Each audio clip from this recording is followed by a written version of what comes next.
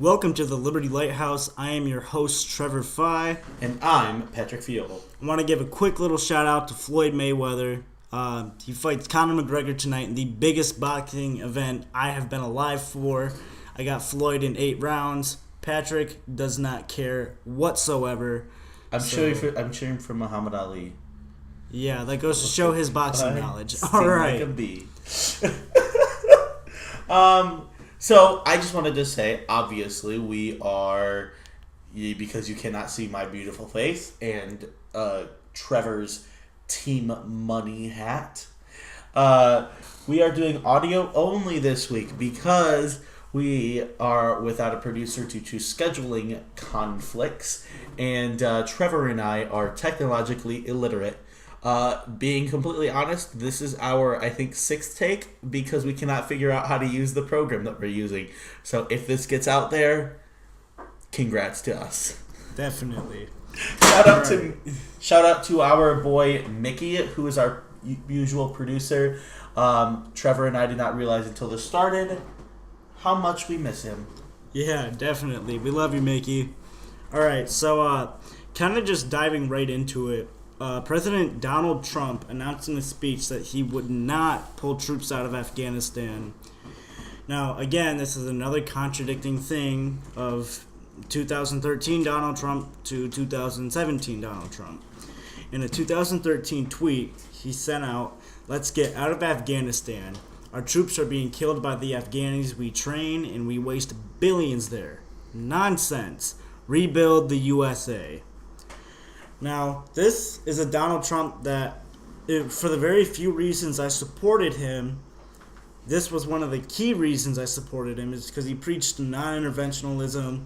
He was like, all right, let's bring the troops home, and it appears he has done a complete 180 and will not be pulling the troops out of the Middle East anytime soon.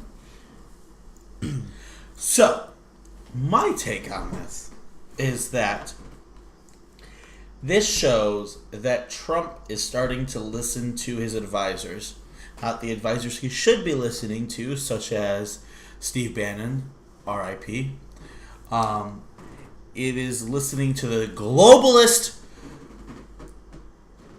Democrats that are just surrounding him that try and say they're Republican, but all they are is a bunch of globalist nut jobs.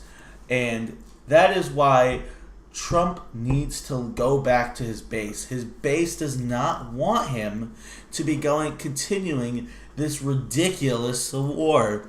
Next thing you know, we're going to be hearing about Trump in about 2 weeks announcing that we are re-entering Iraq because we believe that there are possible weapons of mass destruction. Wonder where we've seen that before. I don't know. All right. He said in his speech that his original instinct was to pull out, and historically, I like following my instincts. But all my life, I've heard that decisions are much different when you sit behind the desk in the Oval Office. In other words, when you are President of the United States. Just to give a little background on the war for those of you who don't know, which you really kind of should know. The war started in October 7th, 2001 in response to the September 11th attacks. President Bush's reasoning for entering Afghanistan was to have the Taliban turn over Osama bin Laden and for them to drive out al-Qaeda from Afghanistan. So far, 2,403 Americans have died since we've entered Afghanistan. Another 20,000 have been wounded, and this is America's longest acting war. Patrick, let's discuss Afghanistan. We both just saw something traumatizing that we don't want to talk about. I mean, I feel like you said it already. I mean, it was a BS war, and we need to get out of it. It is killing troops who are dying needlessly, and it's just such a shame that our leader that we elected for what this is I think Trump is going to I don't believe it in those fake news CNN saying that Trump's losing his base, but this is something that may challenge some of the people who voted for him, because I know for a fact there are many voters who voted almost single issue on pulling out of these wars. That we don't want to be this international watchdog. I don't know if that's the word to use, but it was completely unnecessary, and it's really upsetting to see him do this. Yeah, that's one part of his speech that he made in his speech, I think, was that he wanted to honor the troops who have already died in this war, and that we need to finish what we started and everything. And I have to say, I'm fairly disappointed in it, just because how is sending more troops who could potentially be killed honoring those who have already given everything? It hurts me to see. I really hope that he ends up changing his mind and bringing them home, and God bless those who are going to be sent out and still there. So, going on to my next story, we have reports that the Secret Service cannot pay hundreds of agents to protect President Donald Trump and his family. So, basically, Secret Service Director Randolph Alice told USA Today that more than 1,000 federal agents have hit their mandated salary caps for salary and overtime, which were meant to last the entire year, and they have started hitting them in August. So, about this is not... Part of it is because of Donald Trump traveling. I'm not going to sugarcoat it. Part of it is because he does travel more than the average president. But also, there is a large amount of it that he has a large family. So on one hand, I absolutely believe it is his fault for traveling the excessive amount he does. He does not need to go to Mar-a-Lago and New Jersey and all those different places that he's been traveling. But a lot of it has to do also with the fact that he has a much larger family than the preceding families. That is not something he can do because of the fact that the law requires not only the president, first lady, and Barron, because he lives in the White House, but also Eric Trump has to be protected, Donald Trump Jr. has to be protected, Ivanka has to be protected, Tiffany has to be protected. All immediate family of the president, it is mandated by law, has to be protected. I believe that should change. If they live in the White House, absolutely. But Donald Trump Jr., Eric Trump, they are multimillionaires who run a company, and they should also not be made to travel less. They are not involved with the White House. They run the Trump Corporation. But because law requires that the Secret Service protects them, they have to be protected whether they want to or not.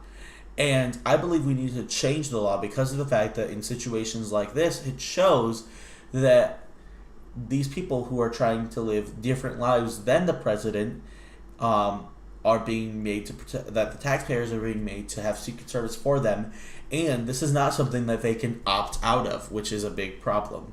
So, Trevor, I'm going to throw it to you. What do you think about this? Yeah, I agree that there should definitely be a way for any family to opt out of protection, because if they are like legit, like, hey, I got money, I can protect myself, I want to help the taxpayers, that's great. But I would be a little nervous just to totally pull protection off the family members who aren't living in the White House, just because I see a big risk there.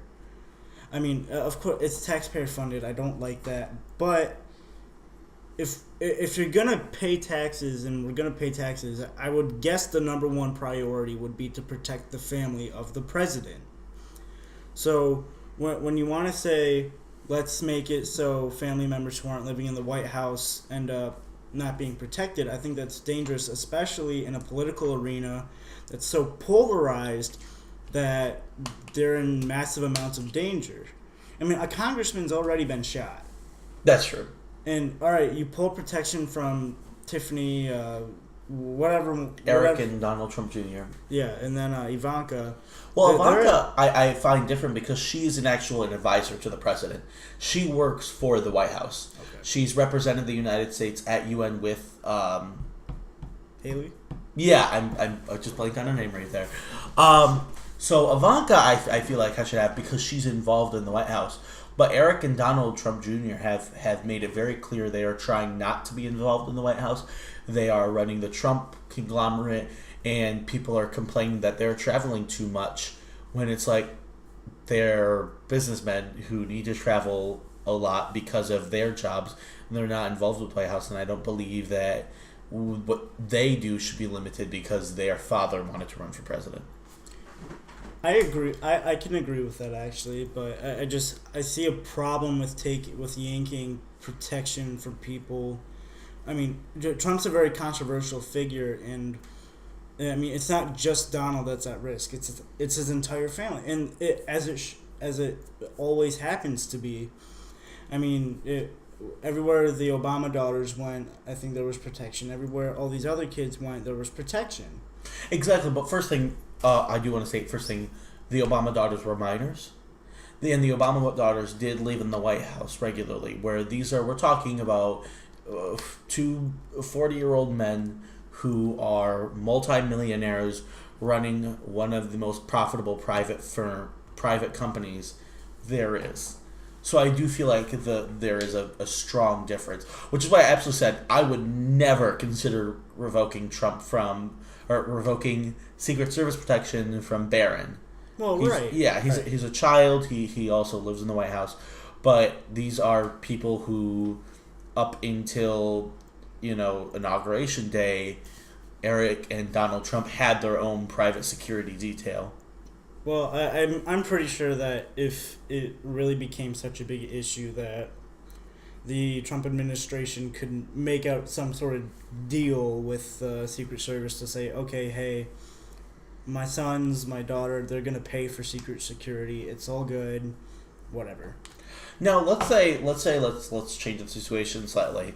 What if we were living where they could opt out, but they chose not to? Should then they be made to restrict their travel, or is it we can't forcibly remove Secret Service protection from a member of the first family, but we also what do you think there? You would probably. I don't know. That's an interesting question. It personally, just let them opt out. If they don't want anything to do with the White House, don't protect them with resources from the White House. But that's changed. That's okay. You said though that even if they're not part of the White House, they should still get Secret Service protection. But what if they didn't? Like, let's say they. I'm saying that in the event that there was an opt-out option, they should be totally allowed to. But I'm saying a hypothetical situation where there is an opt-out option. But let's say they didn't. What do you think should happen then? If they don't have an opt-out option? No. That they do have an opt-out option, but they choose not to take it. Oh, they choose not to take it. Well, then I guess I'd have to follow the rules and probably be restricted in their travel.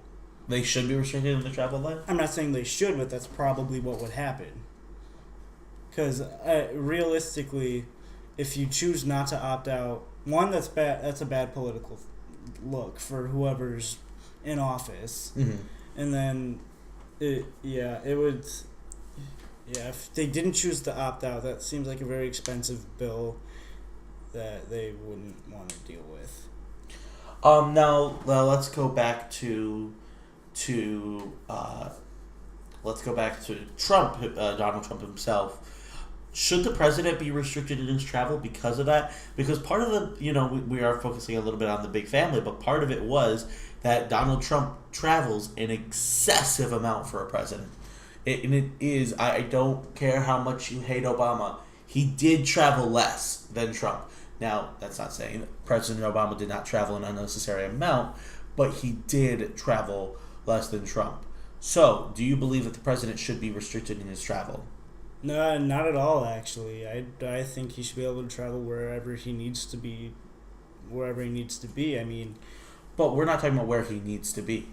He does vacations to Mar-a-Lago quite a bit. Well, he also has a lot of business in Mar-a-Lago. Like, I remember clearly there was this one time where Senator Rand Paul went down there to talk with him while it was on one of Donald Trump's vacations. Especially, I want to say they were talking about the healthcare bill. Correct. He does conduct business from there, but he could also equally conduct that business from the White House, where it has been shown to be cheaper to protect the president there because there's already a lot of inbuilt security measures where they do not have that as much in the Mar-a-Lago estate. Well, he's the most powerful man in the nation, and you want to restrict where he goes. I see the fiscal arguments to it. Mm-hmm. I see it, but again, it's kind of a single drop in the bucket sort of deal that realistically we're spending trillions of dollars a year, and we want to complain about a few $1 million, maybe it's $1 billion. I don't know how much it's going to end up costing in the long run. Probably a few million, not billions, but you keep talking about should he restrict travel. No, I don't think you should restrict his travel. I think that's one of the most important things a president has, and if he wants, I mean, should he not be able to go to Missouri for his upcoming speech? Then I don't see. Well, no, when it's something that requires him to be there, but a lot of the stuff that he does from Mar-a-Lago, his vacation and such, is him just preferring Mar-a-Lago, but he does the same business that he can do from the White House. Hey, I mean that's stupid and everything, but I don't see any reason to restrict travel of a president. No. And just a little flashback to President Donald Trump's tweets from 2014. We pay for Obama's travel so he can fundraise millions, so Democrats can run on lies. Then we pay for his golf. Huh. Well, President Trump, again, like the tweet I talked about in Afghanistan, appears to have totally contradicted yourself for a second time in a 40-minute show. Great. All right, so if that's that, then we're going to pass it on over to Trevor to talk about Boston. Yeah, so it was last Saturday, a week from when we're filming, a conservative rally took place.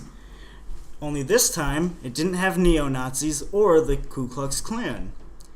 But you probably wouldn't know this because the media portrayed it as this white nationalist rally. The funniest part about this is one of the key speakers was a minority. Shiva Ayadurai. I apologize if I totally messed up your name, Shiva. He was a man born in India, and he announced his bid to take Senator Elizabeth Warren's seat because, quote, only a real Indian can defeat a fake Indian. Those are fighting words there. But this guy sounds based. Oh, yeah. But, and because the media hyped this as a white nationalist rally, similar to the Unite the Right rally that took place in Charlottesville a few weeks ago, thousands of Antifa and Black Lives Matter counter-protesters showed up in Boston, filling their streets and making life hell for police officers. Now, the event did remain relatively peaceful between the two groups of demonstrators, but the leftists did act hostile toward the Boston police. They threw bottles of urine at them while attempting to hit them, spit on them, and screamed profanities at them. And again, if in case you didn't believe me that the media hyped this as a white nationalist rally, CNN referred to it as a, quote, so-called free speech rally, and then Fox News referred to it as, again, they put the quote up and said, free speech rally, again, alluding to it being a white nationalist rally. So, Patrick, I want to hear your thoughts on it, on hopefully Senator Shiva Ayadurai, who's a complete savage, and then what the media did to make this look like another KKK rally. So, doesn't surprise me anymore. And also, some interesting facts I learned about the Boston protest was that the actual free speech rally was only about 40 to 50 people. Yeah, it was very, very small. And it was meant to be this big free speech rally, but after everything that happened in Charlottesville, obviously that was not as popular of an option. But it was, you said thousands, right? Yeah. Of anti-protesters against a quite peaceful free speech rally. So I mean, it's just nonsense. They're just being nonsense. They're a bunch of these counter-protesters are a bunch of nonsense. And we do want to state that most of the counter-protesters did end up getting peaceful. Most of them were peaceful. So it is important at the times like this to remember again that the actions of a few do not really represent the majority. But there was still a lot of people who were being violent and just, it was ridiculous. Yeah, I think you're starting to see an attack from the left that everything right of center now makes you a Nazi. And I'm not saying that to be funny, but that is a legitimate label that has began to appear in modern day politics. The Unite the Right rally, I get that, because you had people like Chris Cantwell chanting, "The Jews will not replace us." And that is a terrible and vile thing to say. But this was a free speech rally where an Indian guy announced his bid for Senate. This isn't any sort of insane idea that, hey, everyone can speak their minds. It's a healthy thing for a democracy, for everyone to freely speak their minds. And right now you're seeing this attack from the left that make it look like this big white nationalist rally. And you're starting to set up a very dangerous thing. Now, one thing that I think, and my buddy Justin Moldau pointed this out, is I think conservatives, libertarians, you need to start having a more specific rally. The left did it with like their March on Wall Street. They had specific targets to go after. I mean, we saw that a bit with the Tea Party, with the Tea Party revival. I felt like that was kind of a bit of this. The Tea Party rallies, I think, were probably the closest thing that we have gotten so far to the March on Wall Street. And I would love to see another Tea Party revival. It would be great. I'm actually attending a Tea Party meeting in a couple weeks, so that should be good. But anyways, continuing is we need to have, unite the free markets, unite the gun rights, unite all that stupid stuff that, sounds really catchy, but actually is very, very important. Because again, the left is not going to stop labeling you as a Nazi. So you have to differentiate yourselves from the National Socialists. Because you won't see Richard Spencer here. He's a socialist. If you ever unite the free market thing, he won't be within 200 miles of that place. Because free market capitalism scares National Socialists. I love me some capitalism. Me too. It's the greatest system on earth. All right. So, as you know, I usually like to include a pop culture one, which one moment here. Trevor, how you like that? It's a tad disturbing, especially this early on Saturday. Amy Schumer, unfunny comedian, she released a few months ago something called the Leather Special on Netflix. And she was paid $11 million for perhaps one of the worst stand-up comedy sets possible. But she complained because she felt like because she was a woman, she was being discriminated against because she was not paid as much as Chris Rock or Dave Chappelle, two actually funny comedians. Oh my God. Can I jump in real quick? Yes. I did see this on CBS this morning a few days ago. She did not want Dave Chappelle and Chris Rock money. She said that they were definitely... She wanted more money, yes. Right. But anyway, continue. So she says, and I'm going to actually read her full statement here on Instagram. She included this picture of her like half naked holding a hot dog, and it makes reading this statement really unbearable. So the full statement reads as follows: Hot dog dog. Thanks for chiming in on what you feel I deserve to be paid. I believe women deserve equal pay. However, I don't believe I deserve equal pay to Chris and Dave. They are legends and two of the greatest comics of all time. True. I would like to say that I have been selling out arenas these last couple years, something a female comic has never done. That's a big deal to me, especially because I know I do my best every night on stage for the audience and they have a good time. I didn't ask for the same as my friends. I did ask for more than the initial offer. I will continue to work my ass off and be the best performer I can be. The reports of me demanding or insisting on equal pay to them aren't true. Hashtag fat, hashtag steals jokes. At least she acknowledges that she does, in fact, steal jokes. Yeah, it's... I mean, I'd imagine for something like this, she signed a contract, as most things go. So you want to... Because someone else got paid more money, now you want to get more money because you didn't like your contract. I have a big issue with that because you don't want to follow your contract because you're not as funny as everyone as you think you are. But I'm all for equal pay. It is mandated by law right now. You cannot pay a woman less. The wage gap has been debunked. But there have been some actresses who I've felt like did deserve more pay. Specifically, whoever played Claire Underwood in House of Cards, I thought she deserved as much as Kevin Spacey, and I think Kevin Spacey even admitted to that. But anyway, Amy Schumer, I don't personally find her that funny. I mean, maybe some people do. I don't know. That's sort of your deal, whatever. But, she's made herself look kind of bad recently, so I'm apt not to exactly support her individual fight because she didn't like the contract she signed.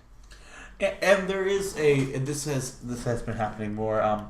For example, with the show Shameless, Emmy Rossum refused to start season 7 or 8. I can't remember what season it is now. I love that show, but because she wanted equal pay with her co-star. Now, the difference being also there is, first thing, Emmy Rossum was shown to have, especially in the last few seasons, nearly 50% more screen time than her other co-star, who was being paid more because he was a bigger name when the show started. But she is almost universally known as the star of that show now instead of whoever plays Frank. I should have probably researched the actor's name before I started the show, but I didn't. But those are, again, different circumstances. And also, she asked for a renegotiation of her contract after 7-8 seasons. So that's completely reasonable. And the show had not started filming yet for the new season. So I do feel like these are different circumstances. And also the fact that the leather special was critically pooped on. I believe it got a 12% on Rotten Tomatoes, where Dave Chappelle's special got around the 80s, 85, and Chris Rock's were about the same. Yeah. I'm all for women having confidence to ask for more money. I think oftentimes they probably do deserve more money because, example, my mom's one of the hardest working people I've ever seen. So I'm all for that, but you got to be reasonable with it. And if you're getting a 12% on Rotten Tomatoes, you're probably not that funny. Shout out to Trevor's mom. All right. Yeah, I love you, Mama. Next, we talked about the Missouri Senate campaign in our very first show, and since then, a bombshell investigation has started, but it hasn't started with Austin Peterson because he doesn't break the law. Hashtag AP for life. Yes. Missouri Attorney General and potential Claire McCaskill challenger Josh Hawley is reportedly being investigated for voters fraud. Hawley is legally mandated by Missouri state law to live in Jefferson City, but he voted in an August 8th election in Boone County. Boone County's clerk, Taylor Burks, said that his probe will focus only on whether the first-term Republican is qualified to vote in Boone County based on property ownership and other documents that would prove his residency. Questions about Hawley's residence were first raised in a Post-Dispatch article in January after Hawley said he would be living in his home south of Columbia rather than in Jefferson City. State law, however, says the Attorney General shall reside in the seat of government, which is in capital city. Now, Claire McCaskill's camp was quick to jump on this story, humorously mocking the young politician, saying, "The law is pretty clear. There's never been an attorney general in the history of our state that hasn't lived in Jefferson City because the law says shall. Listen, I'm a Mizzou-educated lawyer, but I can keep up and I know what the word shall means in the law. And I know he went to Yale, I think, or Harvard, one of those fancy ones. I think they taught him the same thing, that shall means shall." Now, McCaskill, I'll give you credit. This was a decent attempt at trying to make yourself look more normal to the voters because you were Missouri educated, but you still claimed that normal people can buy private planes, which they can't. And I want to say, I like how Claire McCaskill right now is trying to make herself seem like some backneck. Maybe I'm Mizzou educated, but you live in a ridiculously expensive house, Claire. You are a Democrat filled with the pockets of George Soros. Am I getting a little too conspiracy theory for you, Trevor? No, not at all. Soros runs the Democratic Party. But you're not. And Josh Hawley's trash, but you're not one of the people. You're a career politician. Yeah. She finished off her statement by saying he's violating the law by not living in Jefferson City, or he's violating the law by voting in some place he doesn't live. One of the two. So the McCaskill camp has brought up a great point, and this again is a great example on why Austin Peterson should be getting the nomination. By the way, he'll be on Fox on Monday, I think at 2:45 Eastern, somewhere around that. Is it a rerun of his what he did on Friday, or? No, that got canceled, so it pushed back. Oh, okay. But yeah, so just a quick shout out again to Austin Peterson. Go to fireclaire.net. That takes you to an Austin Peterson donation site, and Austin Peterson is clearly the OG libertarian. Just kidding, that's Ron Paul, but he's the OG freedom ninja. Freedom ninja. All right, so you ready to talk about Sheriff Joe Arpaio? I am. So, President Trump pardoned Sheriff Joe Arpaio. He's the former sheriff of Maricopa County, Arizona. So I did research. I was not super familiar. I remember hearing about Tent City a little bit, but I had no idea how weird Sheriff Joe Arpaio was until yesterday. So, let's talk about him. He's 85 years old. He was the sheriff for Maricopa County from 1993 to 2016. He is called himself the toughest sheriff in America. He was in the U.S. Army as a medical detachment division during the Korean War from 1950 to 1954. He worked as a police officer in Washington, D.C. for 3 years before moving to serve as a police officer in Las Vegas for 6 months. He worked for the DEA for 25 years. And in 1993, he was elected sheriff of Maricopa County. So, he first kind of came to prominence. He's been in the light for a long time. But in 2008, he was one of the first people to suggest that President Obama was not born in the United States. And then when the birth certificate was presented, President Obama, he said that it was forged. We have then that he, in 2009, he had arrested 30,000 illegal immigrants, which, in my opinion, is good. But in 2011, the U.S. Justice Department found that Arpaio committed constant traffic stops, profiling Latino people, and repeatedly was charged with discrimination because of the fact he constantly had traffic stops for people just for being Latino to then check their immigration status.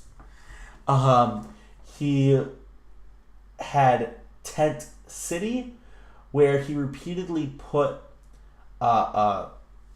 criminals, instead of in jails, he put them in tents outside of the prison grounds, especially when it was around 110 to 120 degrees outside, because it is in the deserts of Arizona. He also repeatedly made the prison inmates wear only pink underwear. He said that those tents were similar to concentration camps. But he was charged with civil rights violations, and President Trump has now pardoned him. Trevor. This dude has violated the Constitution on so many different levels that I cannot believe Donald Trump pardoned him. He's violated the 14th Amendment, the 4th Amendment, and I'm pretty sure he's violated a lot more than that, but those are the two that are most important to me. He's targeting Latino people because they're Latino, and if that isn't racism, I don't know what is racism. I think that it's ridiculous for us to be spending so many resources on trying to round up people who haven't done anything violent. I think it's ridiculous that we're spending so much money and so much time on that. And then for them to, I mean, he borderline committed like human rights violations. I mean, keeping them out in that sort of heat is just, that's unacceptable on any level. That is terrible. I'm very sad to see that he pardoned that sheriff. Fun fact, when someone came to check up on the prison and saw these tent cities, they found that their beds and shoes were melting inside the tents from the heat. Yeah. Because the tents brought it up to possibly when someone from the Justice Department went to go check the temperatures inside the tents, while outside it was 110, 120, the tents made it much hotter in the inside, reaching levels of 145 to 150 degrees Fahrenheit. Yeah, that's totally unacceptable, and I think that there needs to be as many possible legal actions against the sheriff in the county, and I don't know if this was statewide, but if it was against the state, because there were tremendous acts that were conducted by the sheriff, and frankly, again, President Trump, I'm very disappointed in you for pardoning this man. Now, this brings up an interesting question. Should the president have pardon power? No, I definitely think he should. I mean, I think he should have that power to do it. It is what it is, whatever. But I think you also need to be very careful in picking who you pardon, because this man, I don't believe, is necessarily entitled to being pardoned. I mean, President Obama, don't get me wrong, he pardoned a lot of people, but he pardoned a whistleblower and a lot of people who committed nonviolent drug crimes. That's nothing compared to what this sheriff did. So do you think that there should be some sort of check on the pardon power? I mean, maybe. I don't want to get too specific because that is one of the powers delegated to the executive branch, but I think Trump got this one wrong. Oh, absolutely. But it did appease his base, you know. Well, yeah, but what isn't popular is always right, and what is right isn't always popular. That's absolutely true. I just it's circumstances. I hope to God that there is someone making sure that that this guy is not allowed back into law enforcement. No, he won't. Well, one, he's like 100 years old, and two, no one will hire him because that's very bad for your department.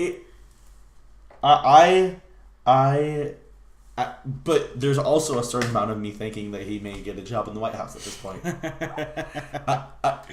And I don't say that as a joke. I know you're laughing, but there is a legitimate possibility that this guy could be working for the. I at this point, Trump. There's a small part of me that says this as a joke, but there's also a smart part of me that says if this happens, I'm not going to be surprised if somehow Sheriff Joe Arpaio gets some sort of leadership role in ICE. Yeah. Is tell me, Trevor, is that not unreasonable to think that that's a possibility? I don't even know anymore. I don't know. It's I don't even know what is real. let's just hope that John McAfee we were talking about gets the presidential seat in 2020. I truly do not see John McAfee becoming president, but if he does, I am so down for this. Oh yeah. You think Trump is memeable? Look up John McAfee. Yeah, McAfee's a legend.